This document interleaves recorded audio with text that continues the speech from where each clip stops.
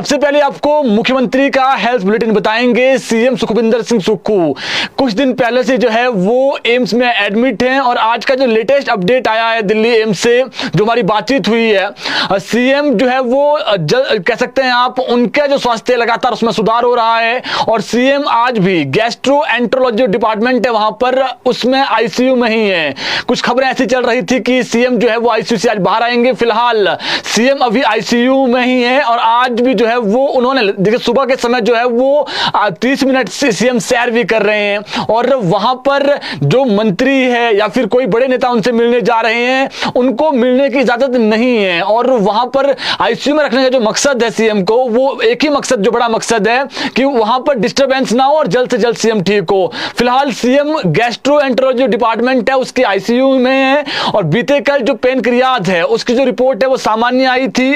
अभी फिलहाल डॉक्टरों की निगरानी में ही सीएम रहेंगे और कल स्थिति अनुसार डॉक्टर निर्णय लेंगे कि सीएम को जो है वो आईसीयू में रखना है या फिर वहां से शिफ्ट करके जो वीआईपी वार्ड है उसमें जो है वो सीएम को ले जाना है शिफ्ट करके वहां से। कुल मिला के देखें सीएम का जो पेट से रिलेटेड इंफेक्शन था वो लगातार अब धीरे धीरे ठीक हो रहा है। और दूसरी जो बड़ी खबर है वो इसमें यही है कि जो पेनक्रियाज जो सबसे इंपॉर्टेंट जिसमें थोड़ा सा इंफेक्शन हुआ था उसकी जो रिपोर्ट है वो सामान्य आई है। इसके अलावा सीएम ने वहां से जो दिशा निर्देश दिए हैं मंत्रियों अफसरों को दिल्ली आने को मनाही की है सीएम ने कि आप दिल्ली ना आए, सचिवालय में ही रहें और जितने भी लोगों के काम है वो जल्द से जल्द करें। ये सीएम के जो है वो निर्देश वहां से आए हैं। तो सीएम का जो आज का हेल्थ बुलेटिन है वो यही है कि फिलहाल अभी आईसीयू में ही है और प्रदेश के जो लोग हैं जो शुभचिंतक हैं वो दुआएं कर रहे हैं कि जल्द से जल्द सीएम ठीक हो और जल्द वापसी आए। फिलहाल अभी इस सप्ताह जो है वो सीएम वापसी नहीं लौट पाएंगे। अगर कल आईसीयू से बाहर भी हो आते हैं फिर भी 2-3 दिन जो है वो उनको आराम वहीं पर करना होगा। अब बात करते हैं दूसरी बड़ी खबर को लेकर के। सामाजिक न्याय एवं अधिकारिता विभाग में असिस्टेंट एंड जो सुपरवाइजर है वो प्रमोट होंगे। अब 20 तहसील जो ये असिस्टेंट जो सुपरवाइजर है ये 20 जो है वो तहसील कल्याण अधिकारी बनेंगे। इनकी डीपीसी फाइनल हो गई है। 2 दिन में जो है वो इसको लेकर के ऑर्डर जारी हो जाएंगे। विभाग में जो टीडब्ल्यू के 29 पद खाली चल रहे थे काफी लंबे समय से सामाजिक एवं अधिकारिता विभाग में, उसमें से अब 20 पद जो है वो प्रमोशन के आधार पर भरे जा रहे हैं। इसमें हमने बता दिया आपको डीपीसी फाइनल है, 2 दिन के अंदर इसकी अधिसूचना जारी हो जाएगी। तो ये एक और बड़ी खबर थी। इसके अलावा जयराम ठाकुर जो नेता विपक्ष है उन्होंने सरकार पर हमला बोला है, जुबानी हमला आज बोला है। आपदा प्रभावितों के साथ जो है वो सरकार राजनीति कर रही है, प्रभावितों की जो भावनाएं हैं उससे खिलवाड़ किया जा रहा है, ये उन्होंने आरोप लगाया है। और जो आवास किराया देने की घोषणा जो है वो की थी सरकार ने वो सिरे नहीं चढ़ पाई है और प्रभावितों को आवास किराया जो है वो अभी तक नहीं मिलाया है, ये आरोप लगाया है जयराम ठाकुर ने। आपदा प्रभावितों को जो गौशाला में जो है वो रह रहे हैं ये भी उन्होंने बड़ा खुलासा किया है और वाटर सेल्स पर भी सरकार को जो है उन्होंने घेरा है। केंद्र ने जिस प्रकार से सरकार डिप्टी सीएम का एक बयान आया था कि वाटर सेल्स लगाना है नहीं लगाना है ये हम डिसाइड करेंगे, बाकी जो है वो कोर्ट जो है वो इस पर कोई फैसला देगा तो उसके बाद जो उचित होगा वो हम करेंगे, लेकिन केंद्र इस प्रकार से जो है वो ना करें।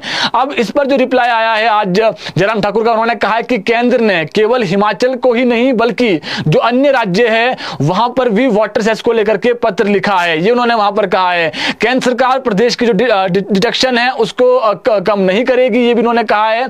और इसके अलावा जो एसआरटी टैक्स जो है प्रदेश की टूरिज्म इंडस्ट्री को तबाह कर देगा, ये भी उन्होंने कहा है। और हिमाचल आने वाले पर्यटक जो है वो जम्मू कश्मीर का रुख कर रहे हैं, विशेषकर जो पथकर टैक्स ज्यादा होने से अन्य राज्यों में टूरिस्ट जा रहे हैं, ये उन्होंने आरोप लगाया है। और कुछ दिनों पहले जयराम ठाकुर जो है वो जम्मू कश्मीर गए थे, वहां पर उनका ये मानना है, उनका ये कहना है कि जब वो जम्मू कश्मीर गए थे तो वहां पर टूरिस्ट बहुत अधिक था। जिस प्रकार से यहां पर स्पेशल रोड जो टैक्स लगाया है सरकार ने तर्कसंगत नहीं है, इसको हटाया जाना चाहिए, ये उनका कहना था। इसके अलावा पंचायती राज मंत्री अनिरुद्ध सिंह का जो है वो जयराम पर वापसी पलटवार उन्होंने किया है। दिल्ली में बैठकर जो है जयराम बयानबाजी कर रहे हैं और गुमराह कर रहे हैं, ये उन्होंने कहा है। 5 साल हेलीकॉप्टर में घूमते रहे जयराम ठाकुर और जनता ने जो है वो उनको बाहर का रास्ता दिखाया, ये उन्होंने कहा है। आवास किराए के लिए जिसने भी आवेदन किया है उनका प्रोसेस जारी है। और आपदा राहत के लिए फिलहाल मंडी जिला की बात कर लें तो 70 करोड़ की जो डिमांड वहां पर आई थी वो जो है उसमें से 30 करोड़ रुपए जो है वो जारी कर दिए गए हैं और बहुत जल्दी और राशि भी जारी की जाएगी। कुल मिला के देखें नेता प्रतिपक्ष ने जो जुबानी हमला बोला था कांग्रेस पर उसका पलटवार किया है अनिरुद्ध सिंह ने। उन्होंने ये कहा है कि जो मुख्यमंत्री का गृह जिला है पूर्व मुख्यमंत्री का, वहां पर भी जो है वो 30 करोड़ रुपए की राशि जो है वो जारी कर दी गई है और 7 लाख रुपए जो है वो सरकार उनको भी दे रही है जो लोग बेघर हुए हैं। और पहली किस्त 3 लाख रुपए की जो है वो सीएम ने खुद जो है वो चेक भेंट किए हैं। ऐसे में जो है वो गंदी राजनीति जयराम ठाकुर ना करें, ये उन्होंने कहा है। जिप कैडर कर्मियों को लेकर के भी आज बड़ा बयान मंत्री अनिरुद्ध सिंह का आया है और उन्होंने कहा है कि 2 दिन के अंदर 2-3 दिन के अंदर जो है वो बैठक करेंगे। मैं दिल्ली गया था जिसके चलते ये बैठक नहीं हो पाई। जिप कैडर के जितने भी कर्मचारी हैं उनकी एक ही मांग है कि उनको विभाग में मर्ज किया जाए, पंचायती राज विभाग में मर्ज किया जाए और जो नया वेतनमान है वो उनको दिया जाए। फिलहाल जो कर्मचारी, क्योंकि हमने जब कर्मचारी नेता से बातचीत की थी जिप कैडर के, उनका यह कहना था कि सीएम बीमार चल रहे हैं और ऐसे में मंत्री उनसे मिलने दिल्ली गए हैं, लेकिन जैसे ही वो वापसी लौटेंगे जो एक बैठक को लेकर उन्होंने उनको आश्वासन मिला था वो बैठक भी जरूर होगी। फिलहाल वो सीएम के शीघ्र स्वास्थ्य लाभ की कामना करते हैं।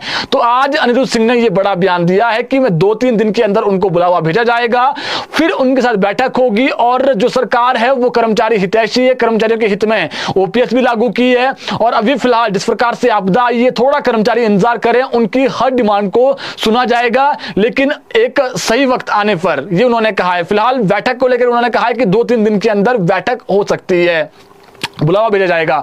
इसके अलावा बात करें सरकार की, तो सरकार ने उपायुक्तों को, जो प्रदेश के जो 12 डीसीज हैं उनको 97 करोड़ की राशि जारी की है। आपको मालूम है प्रदेश में आपदा आई थी, आपदा के बाद लगातार जो है वो सरकार के स्तर पर जो आपदा प्रभावित है उनके लिए डीसीज के माध्यम से जो आपदा राशि वो भेजी जा रही है।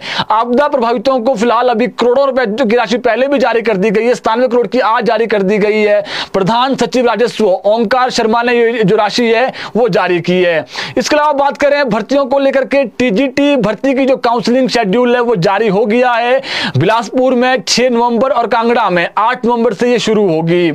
टीजीटी आर्ट्स, मेडिकल व नॉन मेडिकल पदों को अनुबंध आधार पर भरने के लिए टेट पास अभ्यर्थियों के लिए काउंसलिंग होगी और प्रदेश में टीजीटी आर्ट्स के 420, टीजीटी नॉन मेडिकल के 306, टीजीटी मेडिकल के 172 पदों को यह काउंसलिंग हो रही है। और बिलासपुर के जो अभ्यर्थी है वो 6 नवंबर को टीजीटी मेडिकल, 7 नवंबर को टीजीटी नॉन मेडिकल, कांगड़ा में 8, 9 और 14 नवंबर को जो है वो टीजीटी भर्ती की जो है वो काउंसलिंग होगी। तो ये भर्ती को लेकर के बहुत महत्वपूर्ण अपडेट थी।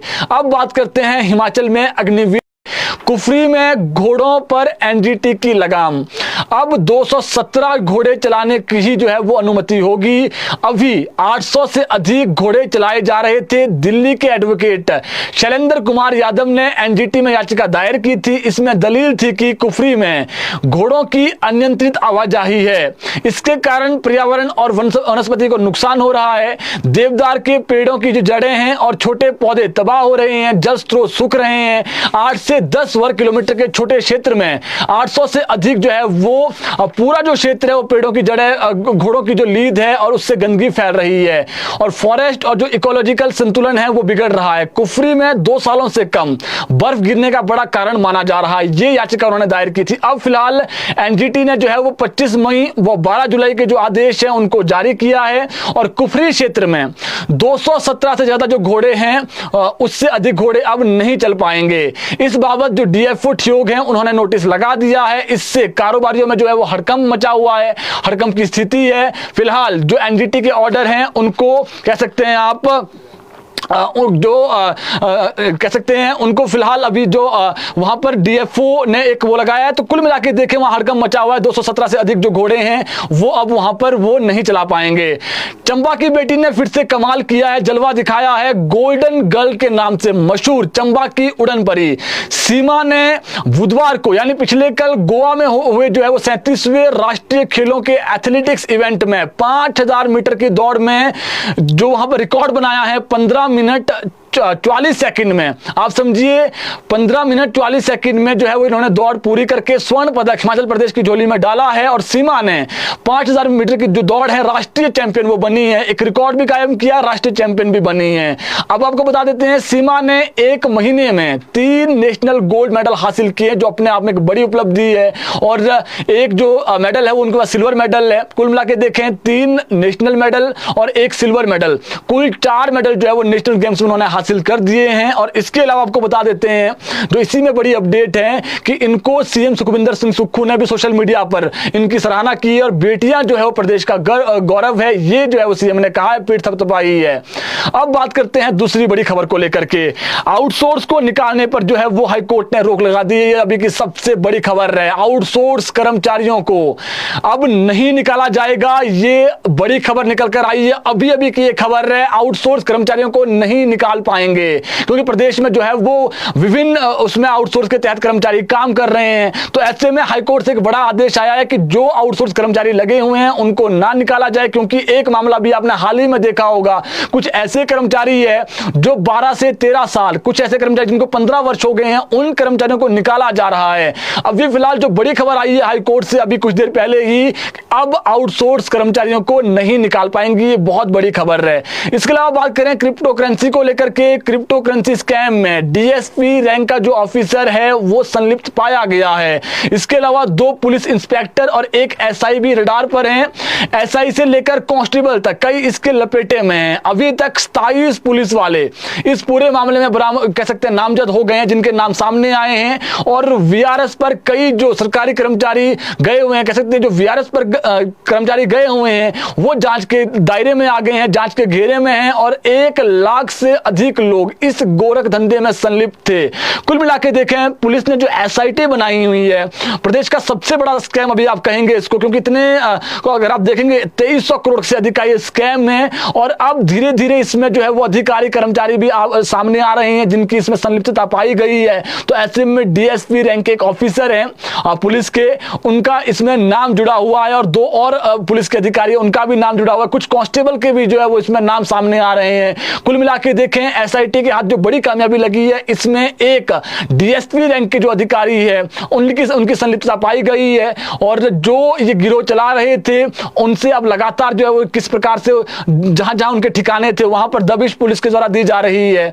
और जो विभागीय कार्रवाई है वो तो तय है ही है, यानी जो गवर्नमेंट एम्प्लॉइज है उन पर विभागीय कार्रवाई होगी। डिजिटल डॉक्यूमेंट्स और जो महत्वपूर्ण दस्तावेज हैं वो कह सकते हैं आप जुटाए जा रहे हैं। तो क्रिप्टो करेंसी सबसे बड़ा फ्रॉड जिसको कह सकते हैं प्रदेश में वर्तमान समय में 2300 करोड़ से अधिक का। इसमें अभी फिलहाल जो बड़ी खबर है, पुलिस के जो बड़े अधिकारी है डीएसपी रैंक के, उनकी संलिप्तता पाई गई है। अब बात करते हैं दूसरी महत्वपूर्ण खबरों को लेकर के। जमीनी विवाद में भाई भाभी की गोली मारकर हत्या कर दी है। हिमाचल प्रदेश को देवभूमि कहा जाता है, ऐसी घटनाएं यहां पर नहीं देखने को मिलती थी, लेकिन कुछ सालों से अगर आप देखेंगे प्रदेश में लगातार जो क्राइम रेट है वो बढ़ रहा है। ऐसी घटनाएं अगर पड़ोसी राज्य हैं, उत्तर प्रदेश है, कहीं दूसरे राज्य में जो है वो सुनने को अक्सर मिलती है। पॉपुलेशन भी बहुत अधिक है, लेकिन 70-75 लाख की पॉपुलेशन और देवभूमि जिसको कहा जाता है प्रदेश को, वहां पर भाई नहीं भाई भाभी की गोली मारकर हत्या कर दी है। कांगड़ा जिले के नगरोटा बगवा की ये आज का मामला है। वहां पर ये सनसनीखेज मामला सामने आया है। वहां पर एक पंचायत है, जसौर पंचायत, वहां पर एक व्यक्ति ने अपने भाई और भाभी की गोली मारकर हत्या कर दी है। और आरोपी भाई वहां से जो है वो फरार हो गया है। लाइसेंसी बंदूक थी उसकी जिससे उसने ये अंजाम दिया इस वारदात को। और हत्या का जो कारण है वो जमीनी विवाद बताया जा रहा है, यानी जमीनी विवाद के चलते जो है वो लड़ाई शुरू हुई, उसके बाद भाई और भाभी की उसने गोली मारकर हत्या कर दी। और घटना के बाद आरोपी मौके से फरार हैं। पुलिस की टीम मौके पर पहुंच गई है और आरोपी को पकड़ने के लिए जो है वो जाल बिछा दिया गया है। नगरोटा बगवा के जो डीएसपी है और जो एसडीएम है वो घटनास्थल पर वर्तमान में है और जो परिवार के और सदस्य हैं उनके पास हैं और जो आरोपी फरार है उसको पकड़ने की कोशिश की जा रही है। बहुत ही दर्दनाक कह सकते हैं आप ये घटना है और दुखदायी घटना इसलिए है क्योंकि देवभूमि को इसके लिए नहीं जाना जाता था। इसके अलावा बात करते हैं एक और बड़ी खबर को लेकर के। हाटी समुदाय को जनजातीय क्षेत्र घोषित करने पर जो याचिका दायर की गई थी उसमें हाईकोर्ट ने 3 मंत्रालयों सहित प्रदेश सरकार को नोटिस भेजा है। 11 प्रतिवादियों को जवाब दायर करने के आदेश भी दिए हैं। 18 दिसंबर को इस पूरे मामले पर अगली सुनवाई होगी। जिला सिरमौर का जो हाटी वाला क्षेत्र था, जिनको कह सकते हैं आप स्टूल ट्राइब एसटी का दर्जा मिल गया था, उसमें एक बड़ी कह सकते हैं आप पेचीदगी सामने सामने आ गई है। अब देखिए, जो इसको लेकर के याचिका दायर की गई थी हाई कोर्ट में, इसको चैलेंज किया गया था कि वहां पर 40% के आसपास एक विशेष समुदाय की कम्युनिटी है, उन्होंने ऐसी मांग नहीं की थी। अब जो ये मामला कोर्ट में लगा था, जो याचिका दायर की गई थी 11 प्रतिवादियों के द्वारा, अब इसमें जो नई चीज सामने आई है वो ये है कि हाई कोर्ट ने 3 मंत्रालयों सहित प्रदेश सरकार को नोटिस भेज दिया है। पूरी खबर बताते हैं आपको संक्षेप में। जिला सिरमौर के 4 विधानसभा क्षेत्र की 154 पंचायतों के 3.5 लाख लोगों को झटका लग सकता है। इसमें पच्छाद विधानसभा के जो है पच्छाद की 33 पंचायतें हैं, पच्छाद और राजगढ़ की। इसके अलावा इसमें अगर आप देखेंगे शिलाई विधानसभा क्षेत्र की 35 पंचायतें हैं, रेणुका जी की इसमें जो है वो संगड़ा का जो खंड है 44 पंचायतें हैं, पांवटा विधानसभा क्षेत्र की 18 है, और इसके अलावा अगर आप देखें 23 पंचायतें तिलोड़ धार शिलाई विधानसभा क्षेत्र की है। प्रदेश हाईकोर्ट ने सिरमौर जिला का जो ट्रांसगिरी क्षेत्र है, जो हाटी समुदाय के नाम पर जनजातीय क्षेत्र घोषित करने के विरोध में जो याचिका दायर की गई थी, उसकी सुनवाई आज की, और इसमें सुनवाई को योग्य पाते हुए केंद्र सरकार के 3 मंत्रालयों सहित राज्य सरकार को नोटिस जारी किया गया है। मुख्य न्यायाधीश MS रामचंद्र राव व न्यायाधीश ज्योत्सना रिवाल दुआ की खंडपीठ ने मामले की सुनवाई की और 18 दिसंबर को इसकी निर्धारित जो है वो अगली सुनवाई की तिथि तय की गई है। कोर्ट ने मामले में बनाए सभी 11 प्रतिवादियों को अगली सुनवाई तक याचिका का जवाब दायर करने के आदेश भी दिए हैं। गिरिपार अनुसूचित जाति अधिकार संरक्षण समिति जिला सिरमौर ने आरोप लगाया है कि उनकी जनसंख्या लगभग 40% है और उन्होंने कभी भी अनुसूचित जनजाति क्षेत्र का दर्जा प्राप्त करने की कोई भी दावा नहीं किया। आरोप है कि प्रदेश में कोई भी हाटी जनजाति नहीं है और आरक्षण का जो अधिकार है हाटी के नाम पर उच्च जाति के लोगों को भी दे दिया गया है, जो अनुसूचित जाति के सजातीय नहीं है।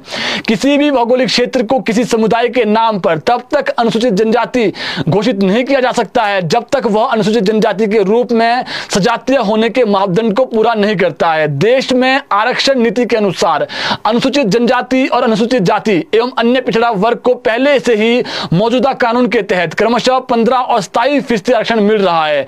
अब SC और ST अधिनियम के संशोधन के साथ ही हिमाचल प्रदेश में सिरमौर जिले के ट्रांसगिरी क्षेत्र के सभी लोगों को आरक्षण मिलना शुरू हो गया है। इससे उन्हें उच्च और आर्थिक रूप से जो है वो संपन्न समुदाय के साथ प्रतिस्पर्धा करनी होगी और पंचायती राज और शहरी निकाय संस्थानों में अनुसूचित जाति समुदाय के स्थान पर अब ST समुदाय को आरक्षण दिया जाएगा। केंद्रीय मंत्रिमंडल ने दिसंबर 2022 में हिमाचल प्रदेश के सिरमौर जिले के हाटी समुदाय को जो है वो आदिवासी दर्जा देने की घोषणा की थी। इसके बाद केंद्र सरकार ने 4 अगस्त को जारी अधिसूचना के तहत ट्रांसगिरी क्षेत्र के हाटी को अनुसूचित जनजाति में शामिल कर दिया था।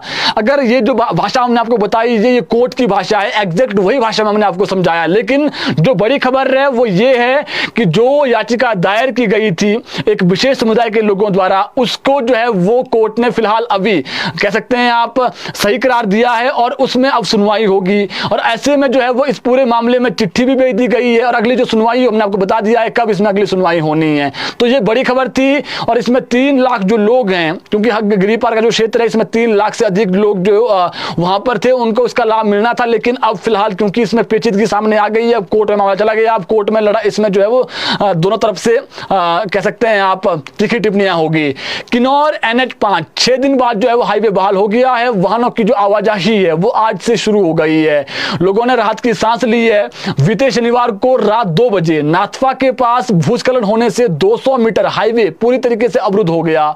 बार बार भूस्खलन होने से हाईवे को बहाल करने में समय लगा और आज पूरा जो मार्ग है वो खोल दिया गया है। यानी अगर आप रामपुर से किन्नौर की तरफ जा रहे हैं तो अब आप बेफिक्र होकर के जा सकते हैं, जो मार्ग हैं वो NH को खोल दिया गया है। अब बात करते हैं मौसम को लेकर के। प्रदेश में मौसम 6 नवंबर तक साफ है। कल हल्की बारिश होने की संभावनाएं हैं केवल अधिक ऊंचाई वाले क्षेत्रों में। इसके बाद 7 व 8 तारीख को इसी सप्ताह यानी जो अगला सप्ताह आने वाला है 7 व 8 तारीख के बाद मौसम फिलहाल खराब रहेगा। यानी कल मौसम थोड़ा सा खराब है, फिर 6 तक साफ है, 7 व 8 को हल्का मौसम खराब रहेगा। तो ये मौसम को लेकर के अपडेट थी। फिलहाल जो बड़ी खबरें थी राज्य की वो आपको हमने बता दी है। CM के स्वास्थ्य में लगातार सुधार हो रहा है और आज भी CM आईसीयू में ही है। आईसीयू में रखने का जो कह सकते हैं आप प्रमुख उद्देश्य भी है वो इसलिए जब भी दिल्ली एम्स कोई पेशेंट जाता है तो स्वाभाविक है उसका प्रॉपर जो है वो वहां पर जब डिस्टर्बेंस ना हो, वो प्रॉपर जो है वो जब तक ठीक ना हो जाए तब तक उसका प्रॉपर इलाज वहां पर होता है। तो डिस्टर्बेंस ना हो इसके चलते जो है वो सीएम आईसीयू में है। बाकी सीएम के जो सभी टेस्ट हैं वो सामान्य है और सीएम ने ये सख्त निर्देश वहां से दिए हैं कि जो भी कार्य है, जो मंत्री है, अधिकारी है, वो सचिवालय में रहें और वहीं से जो जनता के काम है उसको करें, यहां आने की फिलहाल अभी जरूरत नहीं है। तो सीएम का स्वास्थ्य फिलहाल उसमें लगातार सुधार हो रहा है।